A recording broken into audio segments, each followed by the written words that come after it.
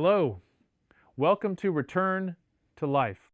Today, we will listen to a story about the cracks in life where people have felt weak, full of doubt, yet kept moving forward.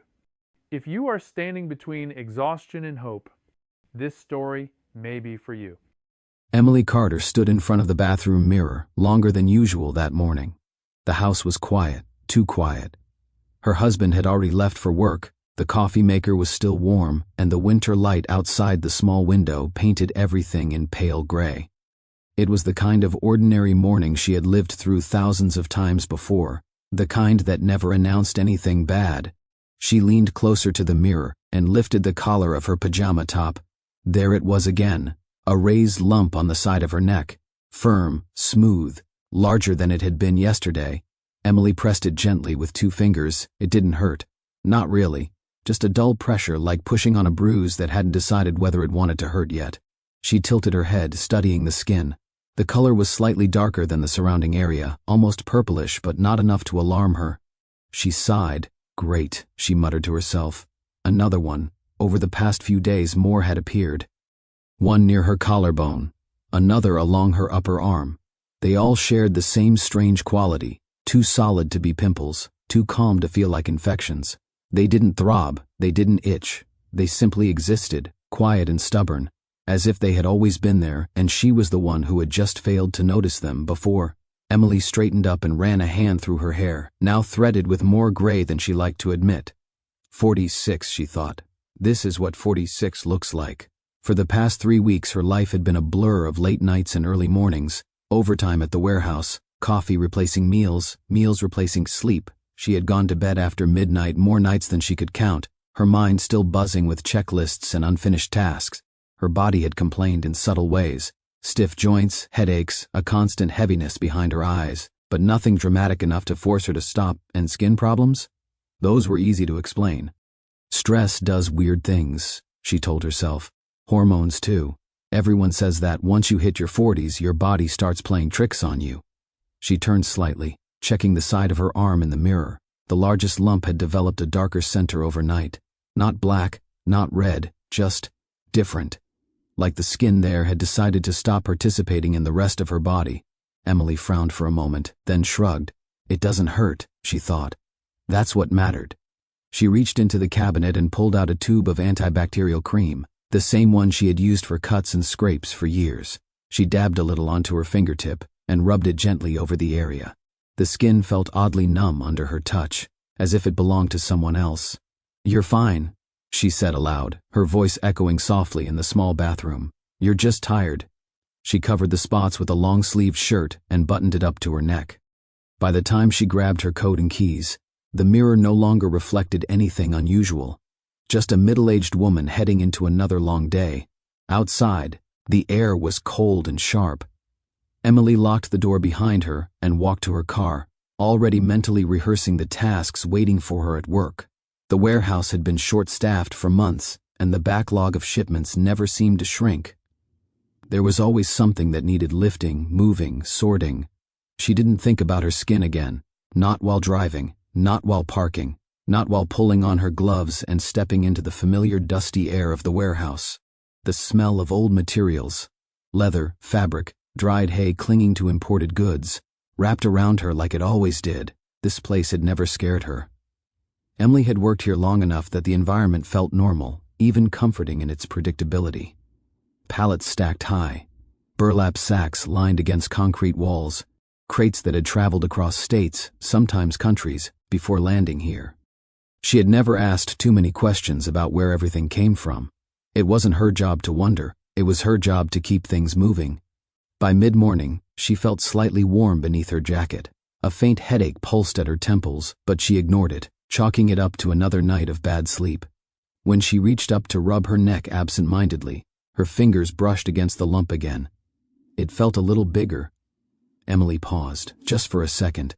A quiet unease stirred in her chest. Not panic, not fear, just a small internal voice whispering that something wasn't quite right. She pushed it down. Everyone her age had aches and strange symptoms. Everyone knew someone who had Googled a harmless rash and convinced themselves they were dying. Emily had no intention of becoming that person. She had responsibilities, bills. A life that didn't stop just because her body felt a little off.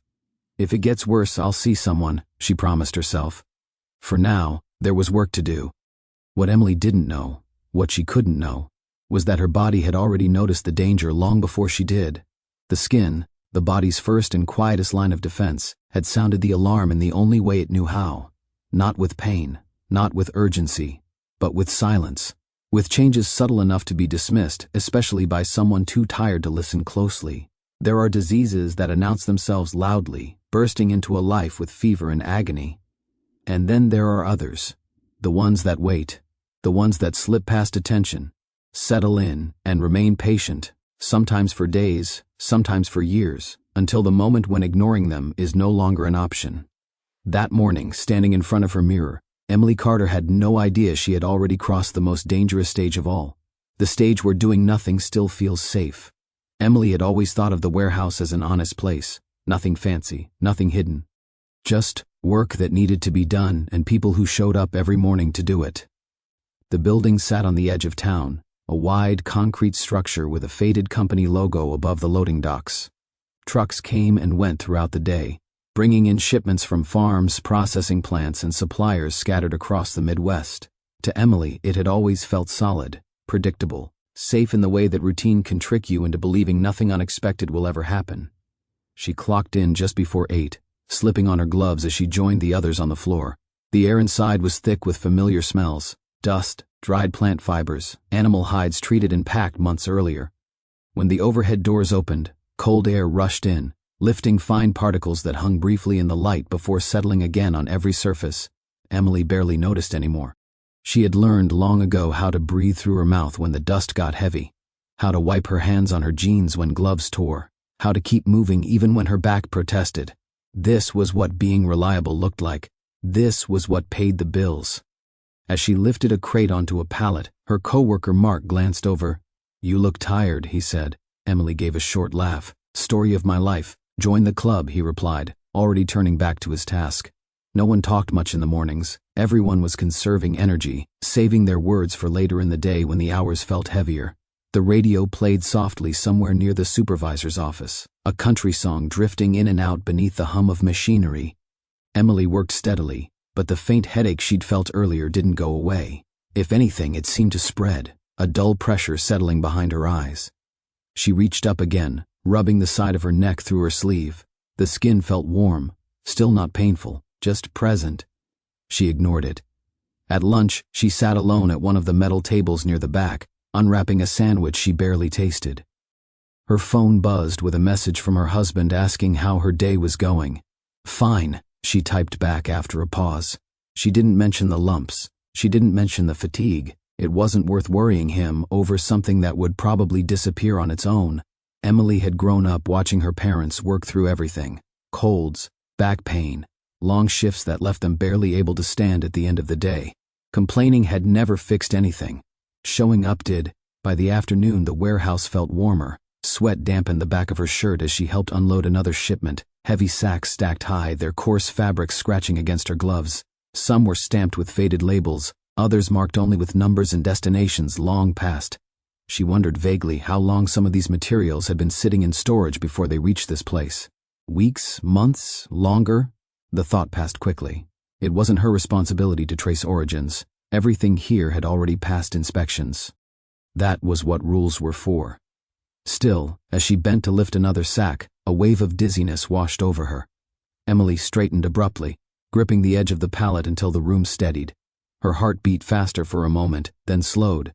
"You okay?" Mark called out again. "Yeah," she said, forcing a smile. "Just stood up too fast." He nodded and went back to work. Emily hated moments like that, moments when her body threatened to betray her in front of others. She prided herself on being dependable, the kind of person supervisors didn't have to worry about. Getting sick wasn't just inconvenient, it felt like a personal failure. As the shift dragged on, her movements became more deliberate. She found herself counting tasks, breaking the remaining hours into manageable pieces. Just get through this pallet. Just get to 5 o'clock. When the final buzzer sounded, relief washed over her. She peeled off her gloves, her hands tingling, and headed for the locker area. As she shrugged into her coat, she caught sight of her arm again. where the fabric pulled slightly against the swollen skin beneath. The center of the largest lump looked darker now. More defined. Emily hesitated. For the first time that day, a sharper thought surfaced. Not fear, not yet, but a question she hadn't allowed herself to ask. What if this isn't just stress? She shook her head, annoyed at herself. Everyone had strange symptoms sometimes. If you paid too much attention to every ache, you'd never leave the house. The internet was full of people convincing themselves that a headache meant a tumor. Emily refused to go down that road. At home that evening, she moved more slowly than usual. Dinner was simple, something reheated, eaten without much appetite. She felt chilled despite the heater humming steadily, pulling a sweater tighter around herself. Her husband noticed. "You sure you're okay?" he asked, watching her from across the table. "Just tired," she said. "Long day." He nodded, accepting the answer. They had been married long enough to know when not to press. Later, as Emily lay in bed, sleep didn't come easily. Her thoughts kept circling back to her body, to the quiet changes she could no longer completely ignore. She reached up in the darkness, her fingers tracing the outline of the lump on her neck. Still no pain. That fact reassured her more than it should have. Pain in her mind was the line between inconvenience and danger. Pain demanded action. Pain justified worry. Without it, everything felt negotiable, something that could be postponed until tomorrow, or the next week, or the next paycheck. What Emily didn't understand was that some of the most dangerous processes in the human body don't announce themselves with pain at all. They move silently, exploiting moments of weakness, a tired immune system, a small break in the skin, an environment where microscopic things can linger unnoticed for decades. The warehouse, with its dust and old materials, had always seemed harmless because it was familiar. Familiarity had a way of dulling caution, of convincing people that because something hadn't hurt them before, it never would. As Emily finally drifted into an uneasy sleep, her body was already fighting a battle she couldn't feel, cells working overtime, signals being sent, warnings issued in the quiet language of swelling and discoloration. And still, she slept. Because the most dangerous stage of many illnesses isn't when the body is failing, it's when the mind is still convinced that everything is normal. Emily noticed the changes on the third morning. They were impossible to ignore now. The lump on her neck had grown wider, stretching the skin so that it looked unnaturally smooth, almost polished. The center had darkened overnight into a deep purplish black, sharply outlined against the surrounding flesh. When she touched it, the sensation was strange. Not pain, not numbness, but something in between, as if her nerves were unsure how to respond. She stood frozen in front of the mirror, longer than she had on the first day. This doesn't look like a pimple. The thought formed fully this time, no longer easy to brush away. Emily leaned closer, her breath fogging the glass slightly. She pressed again, harder than before. Still no pain, no heat, no pus. None of the things she had learned to associate with infection. Instead, there was an unsettling firmness, like something anchored beneath the surface. Her stomach tightened. She lifted her sleeve and examined her arm. The swelling there had spread outward, the skin around it slightly swollen, as though her body were building a border around an enemy it didn't know how to fight. The center had begun to sink inward, forming a shallow depression that made her throat go dry. She lowered her arm slowly. A quiet sense of wrongness settled over her, heavier than fear, heavier than worry. It was the feeling you get when you realize the rules you've been relying on no longer apply. Emily had always believed that her body would tell her when something was seriously wrong, sharp pain, sudden collapse, something dramatic enough to demand attention. This was different. This was quiet. She dressed carefully, choosing clothes that would hide the changes, though she wasn't sure who she was hiding them from. On the drive to work, she found herself glancing at her reflection in the rearview mirror, half expecting to see something worse with each stoplight.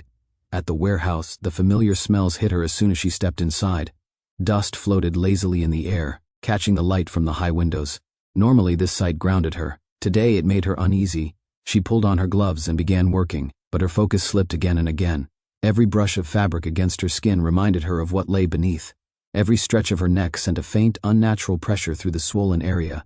By mid-morning she felt warmer than usual. Not feverish exactly, but flushed, as though her internal thermostat had been nudged upward without permission. Sweat gathered along her hairline despite the cool air. Mark noticed. "You sure you're okay?" he asked for the third time that week. Emily hesitated. Just long enough for him to notice.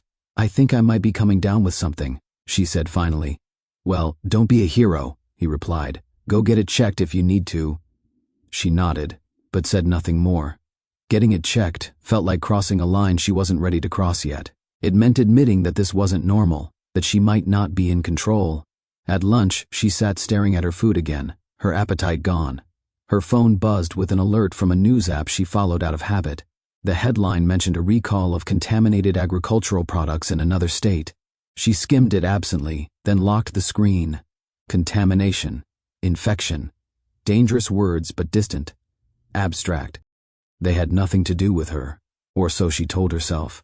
That afternoon, the skin on her arm began to itch, not intensely, but persistently. When she scratched it through her sleeve, the sensation felt oddly delayed, as if the message had to travel farther than it should. She stopped, unsettled. Her body felt unfamiliar now, like a machine that was still running but no longer responding exactly as expected. When her shift finally ended, Emily didn't feel relief. She felt dread. At home, she went straight to the bathroom and examined herself under the bright overhead light. The discoloration was undeniable now. The center of the lesion on her arm had turned a deep, almost black color, surrounded by a ring of swollen, reddened skin. She took a picture with her phone, hoping that seeing it on a screen would make it seem less real. It didn't. She set the phone down and sat on the edge of the tub, her heart pounding a little faster than normal. 100 explanations ran through her mind. Spider bite, allergic reaction, some rare skin condition she'd never heard of. Each one sounded less convincing than the last. Still, one thought kept pushing its way forward. It doesn't hurt. She clung to that fact like a lifeline.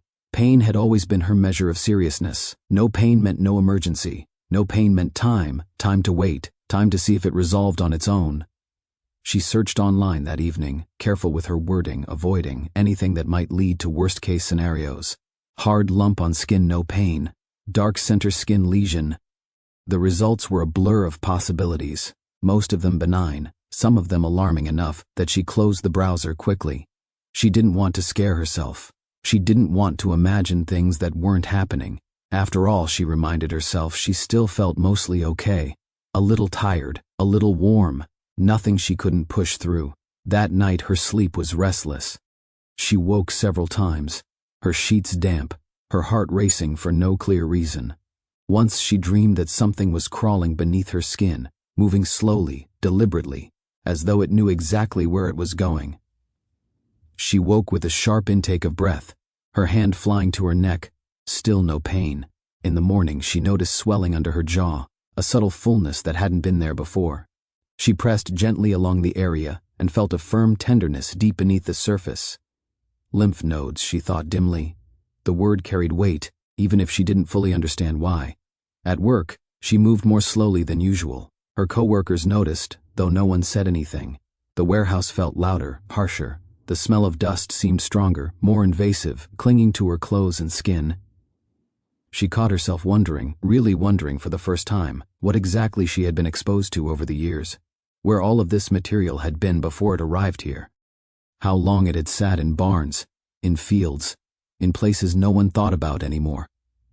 The thought sent a chill through her that had nothing to do with temperature. Emily had always believed danger announced itself clearly, that there would be a moment when she would know, without doubt, that something was wrong.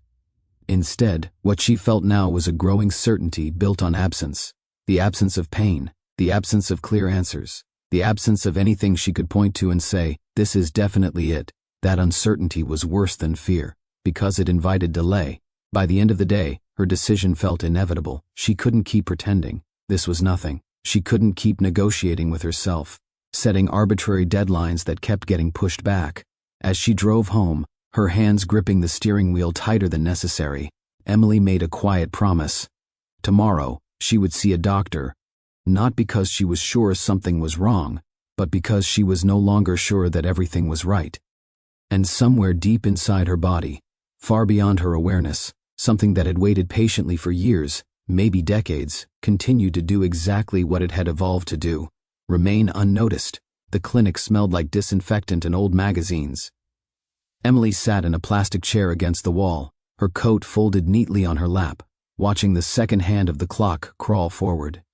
The waiting room was quiet, except for the occasional cough and the low murmur of a television mounted in the corner, playing a daytime news program no one seemed to be watching. This was good, she told herself. This was responsible. This was what you did when something felt off. She glanced down at her phone, then at her arm, where the sleeve of her sweater hid the darkened skin beneath. The decision to come here had felt heavy all morning, like admitting defeat to something she still didn't understand. But now that she was sitting here, surrounded by the familiar trappings of medical care, some of that weight had lifted. Doctors handled problems. That was their job. A nurse called her name, and Emily followed her down a narrow hallway, answering routine questions almost automatically. Height, weight, allergies, medications. When asked about her symptoms, Emily hesitated, then described the lumps carefully, emphasizing how strange they felt, how they didn't hurt. The nurse nodded, typing quickly into a computer. "No pain at all?" she asked. "Not really," Emily said. "That's what's weird." The nurse offered a small smile. "That can happen with a lot of skin issues." The exam room was bright, the overhead lights unforgiving. Emily sat on the table, swinging her feet slightly as she waited for the doctor. Her heartbeat slowed, the earlier tightness in her chest easing. "See," she thought. "This is normal. This is what normal looks like." The doctor was younger than she expected, with tired eyes and a practiced calm. He greeted her warmly, scanned her chart, and asked her to show him the affected areas. Emily rolled up her sleeve and turned her neck toward him. He leaned closer, examining the lesions with a neutral expression.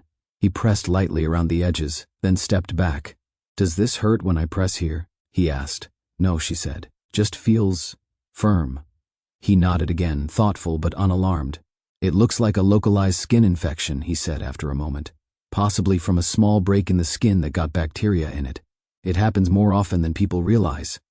Emily felt her shoulders relax. "So it's nothing serious?" she asked. "Nothing that concerns me at this point," he replied. "I don't see signs of systemic infection. No high fever, no severe pain. That's good." "Good." The word echoed in her mind like permission to stop worrying. He continued speaking, explaining how minor skin infections could sometimes look worse before they got better. He prescribed an oral antibiotic and recommended warm compresses. "You should see improvement within a few days," he said. "If it gets worse, or if you develop new symptoms, come back." Emily nodded eagerly. She wanted to believe him. More than that, she needed to believe him. By the time she left the clinic, prescription in hand, the unease that had been building for days had faded into something manageable. Not gone completely, but softened. Framed, given a name that didn't sound threatening. Infection, treatable, temporary. She filled the prescription on the way home and took the first dose with a glass of water, following the instructions carefully. That night, she went to bed earlier than usual, convinced that rest and medication would take care of the rest. For the first time in days, she slept deeply. The next morning, Emily woke with cautious optimism. She checked her arm and neck immediately, searching for signs of improvement. The swelling looked the same, the dark center unchanged. That was okay, she told herself. The doctor had said it would take time. She went to work feeling lighter, her movements more confident. When Mark asked how she was doing, she smiled. "Went to the doctor," she said. "Skin infection. Antibiotics, see?" he replied. "Told you it was nothing." "Nothing." The word followed her through the day, cushioning her thoughts. She worked through her shift without stopping, ignoring the faint warmth spreading through her body, the occasional wave of fatigue. Side effects, she assumed, her body reacting to the medication. At home that evening, her husband seemed relieved when she told him the diagnosis. "Good," he said. "I was starting to worry." "So was I," Emily admitted. "But it's under control." Control, another comforting word. Over the next day, however, subtle things began to change. The swelling didn't go down. If anything, it seemed more pronounced. The skin stretched tighter, the darkened center sharper in contrast. A low-grade fever crept in during the afternoons, never high enough to feel dramatic, just enough to leave her feeling slightly off balance. Emily told herself it was part of the healing process. Infections fight back before they give up, don't they? She continued taking the antibiotics exactly as prescribed. She followed every instruction, every rule. When the warm compresses didn't help, she assumed she was just being impatient. What she didn't consider, what no one had told her, was that not all dangerous processes respond to the same solutions. that some threats don't announce themselves clearly enough to trigger the right response. On the third day, she noticed a new sensation in her chest. Not pain exactly, more like pressure, a subtle tightness that made her take deeper breaths without realizing why. She paused once, hand resting against the counter, waiting for it to pass. It did. Another reassurance. By now, Emily had fully accepted the narrative she had been given. A minor infection, temporary discomfort, nothing to lose sleep over. She stopped checking her skin as often. Stopped analyzing every sensation. The relief was almost intoxicating. This is what a diagnosis does, she thought. It gives shape to uncertainty. It allows the mind to rest. But diagnoses can also do something else. They can close doors too early. As Emily lay in bed that night, her body warmer than usual beneath the blankets, she felt a faint throbbing beneath her collarbone. Not pain. Not enough to wake her fully, just enough to register before she drifted back into sleep. Somewhere deep inside her chest, beyond the reach of antibiotics taken by mouth, something continued to move. The treatment she trusted was quietly missing its target, and the sense of safety she felt, earned through authority and reassurance, was beginning to do the most dangerous thing of all, convince her that waiting was no longer a risk. Emily woke before the alarm, her body already tense. The room felt too warm, the air thick and unmoving. For a moment she lay still, listening to her own breathing, slow but deliberate, as if it required more effort than it should. When she pushed the blankets aside, a chill ran across her skin despite the heat clinging to her bones. She sat up and waited for the familiar reassurance of normalcy. It didn't come. Her head throbbed faintly, a pressure that wrapped around her temples and refused to loosen. When she swung her legs over the side of the bed, the room tilted slightly, just enough to make her pause and steady herself with one hand on the mattress. You're dehydrated, she thought, or tired, or both. In the bathroom, the mirror told a story she no longer wanted to hear. The lesion on her neck had spread further, the skin around it swollen and taut. The dark center looked deeper now, almost sunken, like a small crater carved into her flesh. When she touched it, a dull ache radiated outward, not sharp, not alarming, but undeniably present. This was new. Her heart beat faster. Emily lifted her shirt and checked her chest. Faint swelling was visible beneath her collarbone, subtle enough that she might have missed it days ago. She pressed gently and felt a firmness beneath the skin, deeper than before. She straightened slowly, her reflection staring back at her with unfamiliar eyes. This isn't getting better. The antibiotics sat on the counter beside the sink, the bottle half empty. She had taken every dose, done everything right.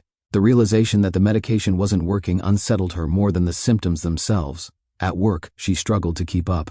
Tasks that once felt automatic now required conscious effort. Her arms felt heavy, her legs uncooperative. Sweat soaked through her shirt even when she stood still. By mid-morning, the pressure in her chest returned, stronger this time. Each breath felt shallow, as if something inside her was resisting expansion. She paused more often, pretending to adjust her gloves or check labels, anything to hide the fact that she was struggling. Mark noticed anyway. "You're really not okay today," he said quietly, concern replacing his usual casual tone. "I'm fine," Emily replied automatically, though the words sounded weak even to her own ears. She leaned against a pallet for support, waiting for the tightness to ease. When it didn't, fear crept in, cold and unwelcome. Something is wrong. The thought no longer felt negotiable. By the time her shift ended, Emily felt hollowed out. Driving home took more concentration than it should have. At a red light, she realized her hands were trembling on the steering wheel. At home, her husband looked up the moment she walked through the door. "You done it look good," he said, standing. "I think I need to go back to the doctor," Emily replied, her voice unsteady. That was all it took. They didn't argue. They didn't debate. Within minutes they were back in the car, the urgency unspoken but unmistakable. At the emergency department, the fluorescent lights felt harsher than she remembered. The waiting area buzzed with quiet activity, stretchers rolling past, monitors beeping in distant rooms. Emily checked in and was quickly escorted to a bed, her worsening symptoms finally enough to override routine delays. A nurse took her vital signs, her expression tightening slightly at the numbers on the screen. "You've got a fever," she said, "and your heart rate's elevated." Emily nodded weakly. When the doctor arrived, he asked questions quickly, efficiently. Emily described the progression of her symptoms, the antibiotics, the new chest tightness. As she spoke, she noticed the shift in his demeanor, the way his focus sharpened, the way his questions became more specific. They listened to her lungs, drew blood, ordered imaging. Time blurred. Emily lay back against the pillow, staring at the ceiling tiles as waves of fatigue rolled over her. Her breathing felt labored now, each inhale shallow and unsatisfying. She closed her eyes and concentrated on staying calm. This is just another infection, she tried to tell herself. A stubborn one. They'll adjust the treatment, but doubt pressed in from all sides. The chest X-ray came back first. The doctor studied the image longer than Emily liked. He frowned slightly, then asked for a CT scan. That was when her husband's grip tightened around her hand. "What does that mean?" Emily asked. "It just gives us a clearer picture," the doctor replied. "Let's not jump to conclusions." But his tone had changed. The CT scan was colder, louder. As the machine whirred around her, Emily felt a sudden wave of breathlessness, panic rising in her throat. She focused on the technician's calm instructions, counting seconds, forcing air into her lungs. When it was over, she was wheeled back to her room, exhausted beyond words. This time, the waiting felt different. The doctor returned with another physician, older, more serious. They spoke quietly outside the curtain before stepping in together. "Emily," the older doctor began, "we're seeing some concerning signs." Her heart sank. "There's swelling in your chest," he continued. "Your mediastinum, the area between your lungs, appears enlarged. That's not something we expect with a simple skin infection." The words felt heavy, unfamiliar. "What does that mean?" she asked again, her voice barely above a whisper. "It means we need to admit you," he said. "And we need to investigate further." Her husband's face drained of color. Emily nodded, a strange calm settling over her. Somewhere deep inside, the part of her that had been whispering for days finally stopped. This was it. The narrative she had been holding on to, the manageable infection, the temporary setback, collapsed under the weight of evidence. Fear surged in its place, sharp and undeniable. As nurses moved efficiently around her, starting 4 lines and adjusting monitors, Emily felt her world narrow to the rhythm of her own breathing. Each inhale felt like a small victory. She thought about the warehouse, the dust, the sacks she had lifted without a second thought. She thought about the mirror, the quiet mornings, the moments she had chosen to wait. Regret flickered, brief but intense, not because she had ignored the signs, but because she had trusted the wrong reassurances. As she was wheeled toward the inpatient unit, the pressure in her chest intensified, a deep, crushing weight that stole her breath. Alarms sounded somewhere nearby. Voices sharpened. Emily closed her eyes. For the first time since this began, pain arrived, not as a warning but as a consequence. And with it came the terrifying realization that whatever was happening inside her body was no longer contained. It was moving, and it was winning. The hospital room felt smaller at night. Machines hummed softly around Emily, their steady sounds a reminder that her body was no longer handling things on its own. And 4-line ran into her arm, cool fluid dripping steadily into her veins. Every breath required attention now. Not effort exactly, but intention. As though breathing had become a conscious act rather than an automatic one. Her husband sat beside the bed, silent, his hand wrapped around hers. Neither of them spoke. Words felt fragile, too easily broken. When the door opened again, Emily expected another nurse. Instead, a man she hadn't seen before stepped inside. He was older than the others, his hair silver at the temples, his posture relaxed in a way that only came from long familiarity with crisis. His eyes were sharp, observant, missing very little. "I'm Dr. Jonathan Hale," he said gently. "Infectious disease." The title landed differently than the others she had heard that day. Infectious. He pulled up a chair rather than standing over her, a small gesture that somehow made the moment heavier instead of lighter. He looked at Emily's chart briefly, then at her skin, the darkened lesions no longer hidden beneath clothing. "How long ago did these appear?" he asked. Emily answered, her voice hoarse. "About a week. And you work with agricultural materials?" he continued. "Animal products, storage goods?" She nodded. Dr. Hale's expression didn't change, but something in his eyes sharpened, like a camera finding focus. "I'm going to ask you a very specific question," he said, "and I need you to answer honestly, even if it sounds strange." Emily swallowed. "Okay, have you noticed that these lesions didn't hurt at first?" he asked. "That they seemed quieter than you expected?" "Yes," she said immediately. "That's what scared me." He nodded once. "That detail matters," he said. he explained slowly, carefully, choosing words that wouldn't overwhelm. He spoke of bacteria that live not in people, but in the environment. Of organisms that didn't need a host to survive, that could wait. Some bacteria form spores, he said. Think of them like seeds. They shut down. They stop interacting with the world, and they can stay that way for decades. Emily felt a chill ripple through her despite the warm blankets. In soil, he continued, in animal hides, in agricultural environments. Her husband stiffened. When those spores find a way into the body, Dr. Hale said, they don't always cause immediate chaos. Sometimes they enter through the skin, sometimes through the lungs, and sometimes they remain quiet long enough to be dismissed. Emily's heart pounded. Are you saying this is something rare? She asked. I'm saying we have to consider it, he replied.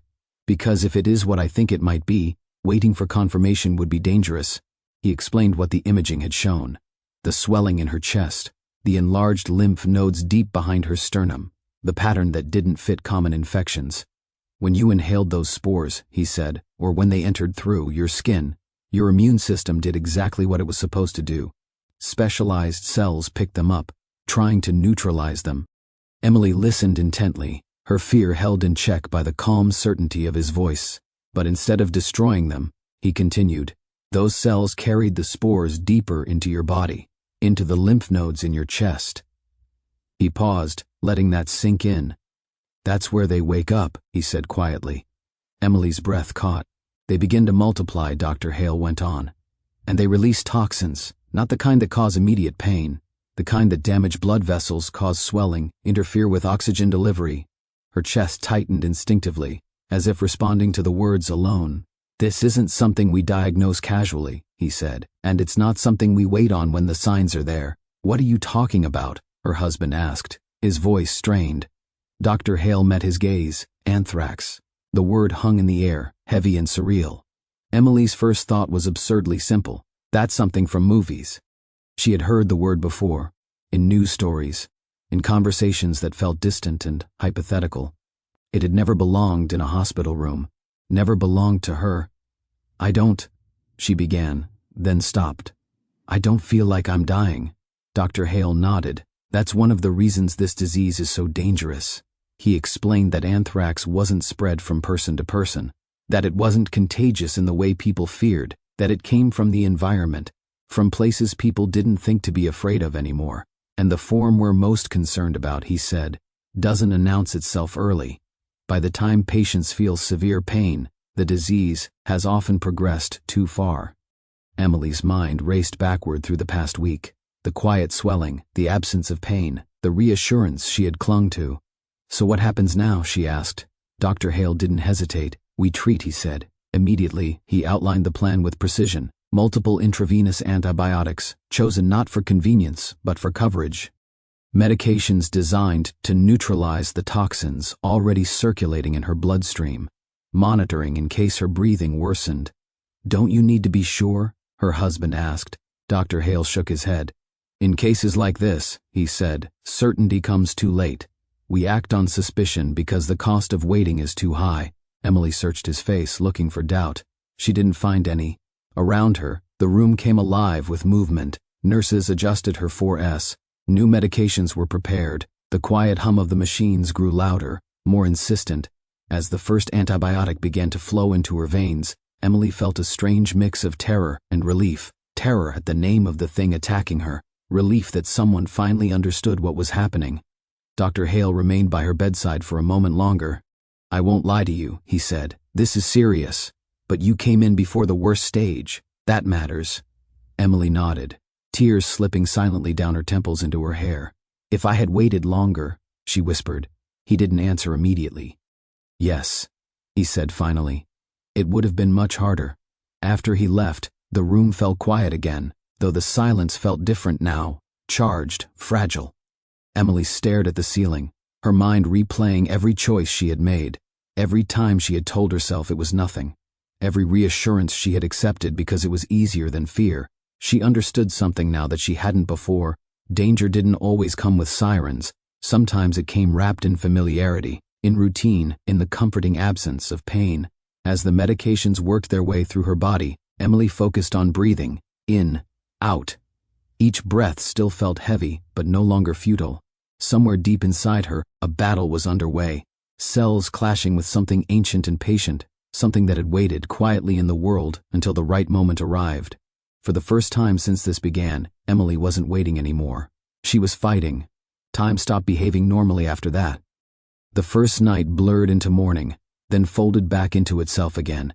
Emily couldn't have said how many hours had passed. The lights in the room never fully dimmed, and the quiet was constantly broken by footsteps, murmured conversations, the soft alarms of machines doing their jobs. The antibiotics burned slightly as they entered her veins, a cold ache that spread outward before fading. Another medication followed, then another. Names she couldn't remember, purposes she barely understood. All she knew was that everything was happening quickly now, as if the hospital itself had shifted into a higher gear. Dr. Hale returned several times during the night. Sometimes he spoke to Emily directly. Other times he stood just outside the curtain, speaking in low, urgent tones with the nurses and the attending physician. She caught fragments of conversation, oxygen levels, blood pressure, inflammatory markers, but the meaning slipped past her, leaving only the weight of concern behind. Breathing grew harder as the hours passed. It wasn't sudden. It didn't feel like choking. It was more subtle than that, a gradual tightening, as if her lungs were being wrapped in something heavy and unyielding. Each breath felt slightly less effective than the one before, like trying to inflate a balloon that had lost its elasticity. Emily focused on the rhythm the nurse had taught her, in through the nose, out through the mouth, slow, controlled. Her husband barely left her side. When exhaustion finally forced him into the chair by the bed, he slept in short, restless bursts, waking at every change in sound. Each time she shifted, he was instantly alert, his eyes searching her face for signs she couldn't see herself. On the second day, Emily's fever spiked. She drifted in and out of awareness, her thoughts fragmenting into flashes of memory, the warehouse floor, dust motes in sunlight, her reflection in the mirror. The calm certainty of the first doctor's voice telling her everything would be fine. At one point, she became convinced she could smell the warehouse again, the dry, earthy scent clinging to the back of her throat. She tried to tell someone, but the words tangled together, dissolving before they reached her lips. A nurse noticed the change immediately. Her oxygen levels dipped, just enough to prompt action. The nasal cannula was replaced with a mask, cool air rushing against her face. Emily felt both relief and fear as her breathing eased slightly. This is getting worse, she thought dimly. Dr. Hale arrived not long after, his expression unreadable as he reviewed her latest results. He spoke calmly, but his movements were brisk, efficient. "The next 24 hours are critical," he said to Emily's husband. "We're doing everything we can, but her body has taken a significant hit." "What happens if this doesn't work?" her husband asked, his voice barely steady. Dr. Hale didn't answer right away. "Then it becomes much harder," he said finally. The words settled heavily in the room. That afternoon, the pressure in Emily's chest intensified. Even with supplemental oxygen, she struggled. Panic flared briefly, sharp and overwhelming, until a nurse squeezed her hand and spoke softly, grounding her. "You're not alone," she said. "We've got you." Emily nodded weakly, clinging to the sound of another human voice. Somewhere beyond the walls of her room, decisions were being made. Consultations requested, protocols reviewed. There were discussions about whether to escalate treatment further, whether to add another antitoxin, whether her condition justified risks that would have seemed extreme just days ago. Dr. Hale argued quietly but firmly. "We don't get a second chance with this," he said to a colleague. "If we wait until she crashes, we've already lost." The third night was the worst. Emily's breathing became shallow and uneven, her chest rising and falling with visible effort. Her heart raced, then slowed, then raced again. Alarms chimed softly, summoning staff who moved quickly but without panic, their professionalism a thin barrier against the reality unfolding. Emily felt strangely detached from her body, as if she were observing the struggle from a distance.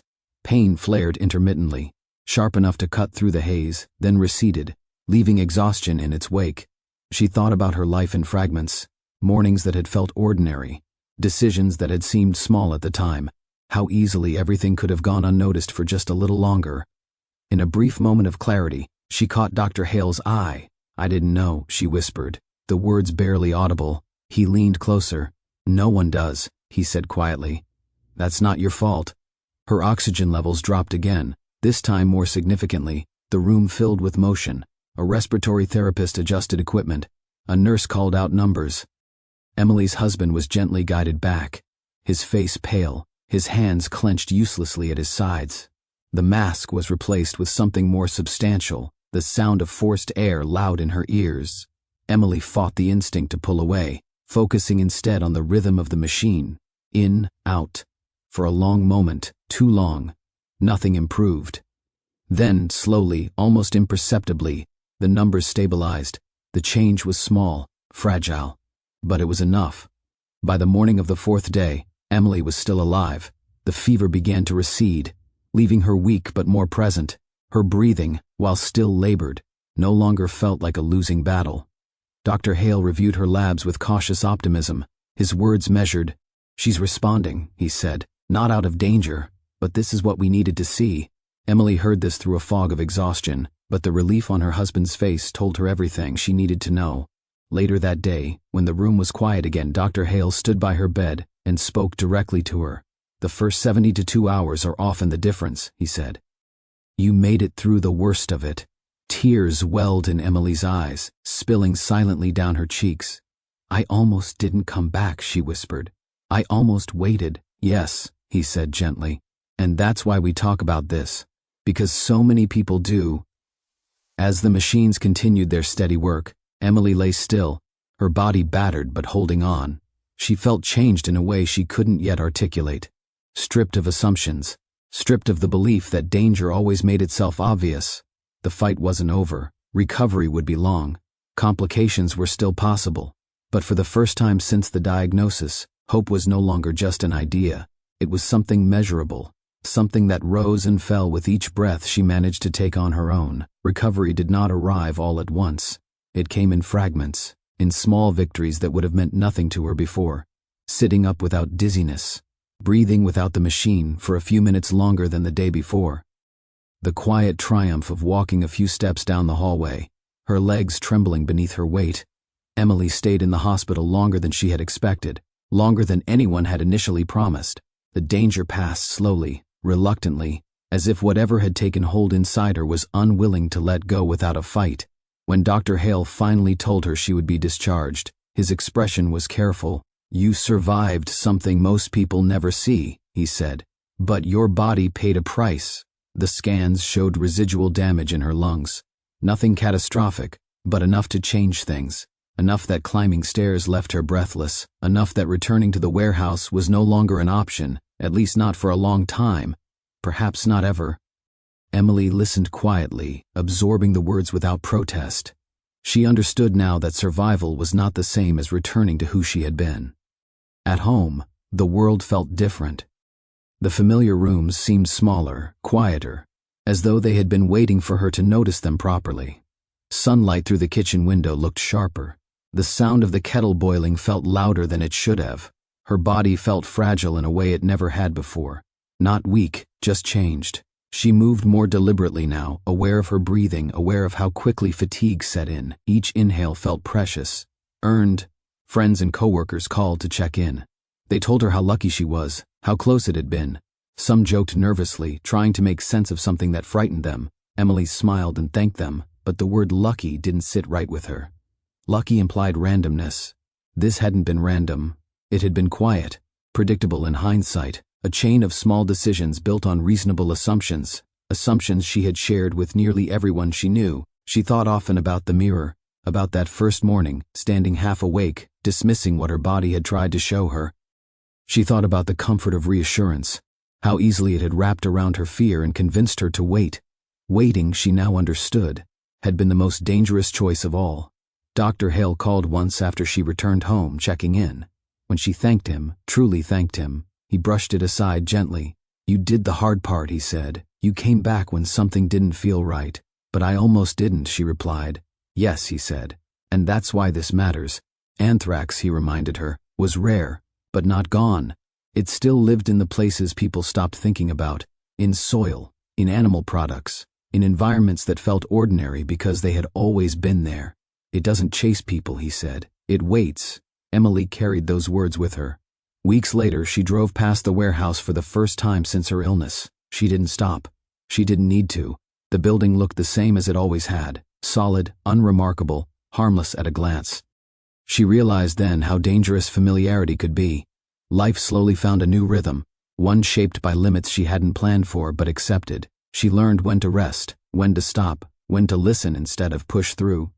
And she noticed things she had once ignored: a lingering cough, a strange rash on a friend's arm, the way people dismissed their bodies with the same phrases she had used: "It doesn't hurt, it's probably nothing, I'll deal with it later." Emily no longer let those words pass without challenge, not with panic, not with lectures, just with questions. How long has it been there? Has it changed? Does it make sense to wait? She understood now that the body rarely lies. It whispers long before it screams, and those whispers are easiest to ignore when life is busy, when responsibility feels heavier than instinct. If Emily had learned anything from surviving, it was this: certainty is a luxury medicine doesn't always have. There are moments when action matters more than proof. When the cost of being wrong is far lower than the cost of waiting until you're sure. She often thought about the 72 hours that had nearly slipped away. How narrow the line had been. How easily her story could have ended differently. Some people believe danger always announces itself loudly, that it arrives with pain, urgency, unmistakable signs. Emily knew better. Sometimes danger arrives quietly. Sometimes it looks like fatigue, or stress, or a harmless change you've explained away because you don't have time to worry. And sometimes, the most important decision you make is not to wait for things to get worse. If something in your body doesn't feel right, especially if it doesn't hurt, that is not reassurance. It is a question, one worth answering sooner rather than later. Emily didn't consider herself brave. She considered herself awake, and that, she had learned, made all the difference. Most of us are waiting for our bodies to scream before we listen. We expect pain, urgency, clear warning signs. But as Emily learned, some of the most dangerous threats don't scream at all. They whisper, they hide behind fatigue. Behind "it doesn't hurt," behind the comforting belief that there will be time later. The final image of this story isn't a hospital room or a machine beeping in the dark. It's something much quieter. A woman standing in front of a mirror on an ordinary morning, noticing something small, and choosing whether to listen. So here's the question I want to leave you with. Have you ever ignored a sign from your own body because it didn't seem serious enough at the time? And if that moment came again, would you make the same choice? If this story made you stop and think, even for a moment, please leave a comment below. Your experience might be exactly what someone else needs to hear. And if you want more stories like this, stories that don't just inform, but stay with you, subscribe to the channel, because the next story might not be about someone else. It might be closer than you think. Thank you for staying until the end with Return to Life. If you found a sense of connection or a small spark of hope, carry it with you as you return to everyday life. We look forward to seeing you in the stories ahead.